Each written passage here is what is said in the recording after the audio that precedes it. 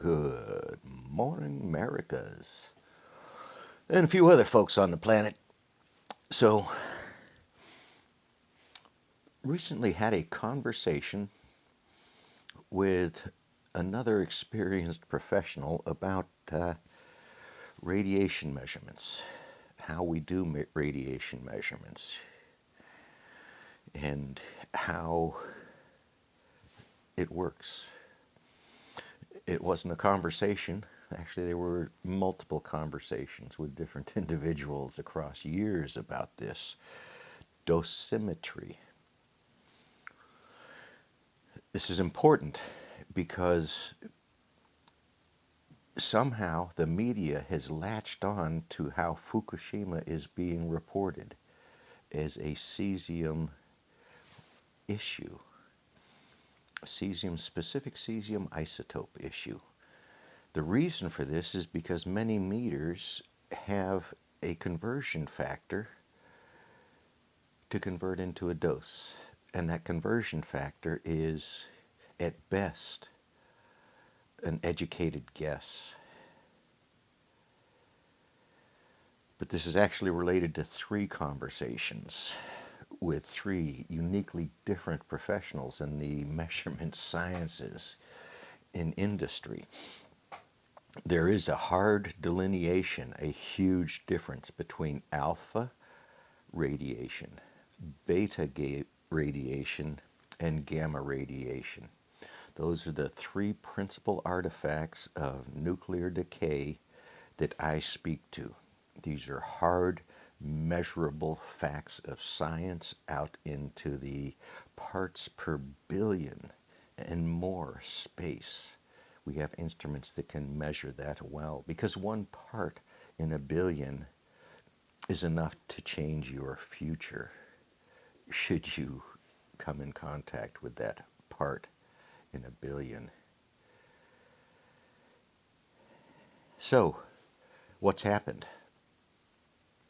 Due to a very poor understanding of dosimetry, radiation poisoning measurements, the industry has been able to so cloud the conversations about risk and harm that it's near criminal. This is near COVID level nonsense in our sciences, our politics, and our education system.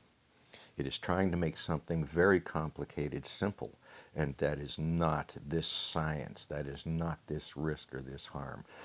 So alpha, beta, gamma radiation, the measurement being used, the reference being referred to, it is a referential number. There is a justification for using it, but not in this space. Not when you're looking at specific harm from specific isotopes. Back to why it's important. Alpha and beta particles do not travel far in the atmosphere, in anything. They are easily absorbed and their energy attenuated into something else, some other molecule, atom, whatever you wish to think of it as. So those particles are being absorbed. Alpha and beta. When your meter is detecting those, if it's at your chest height and it's detecting alpha or beta particles, you are inhaling the cause of those particles. This is the tough part to figure out. Your external meter, that measurement externally, extrapolating that, interpreting, resolving, proving, having a high confidence level in what those measurements are, all comes from understanding these sciences. In talking to a well-versed engineer in alpha radiation alone, the conversation just opened this world up and the risks, and he posed them from a pure alpha standpoint, because professionally that is what he worked with very specifically.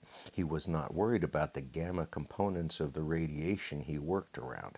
He was specifically deadly serious, harm employees type of job if you don't pay attention, monitoring alpha radiation.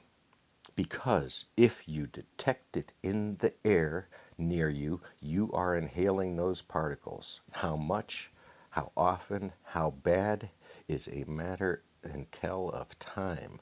A decade later, this is how it works. Yes, there are permitted releases from every nuclear plant. That doesn't excuse the releases. It doesn't explain them. It doesn't rationalize. It doesn't pay for them. It doesn't pay for the healthcare consequences of their impacts. It ignores those, puts it off on some other part of society to pay for the doctors and the hospitals and the increase in cancer rates across the globe. It's not just nuclear, though. So, very encouraging conversations, very complicated, and hopefully we will hear some more about why this is misleading.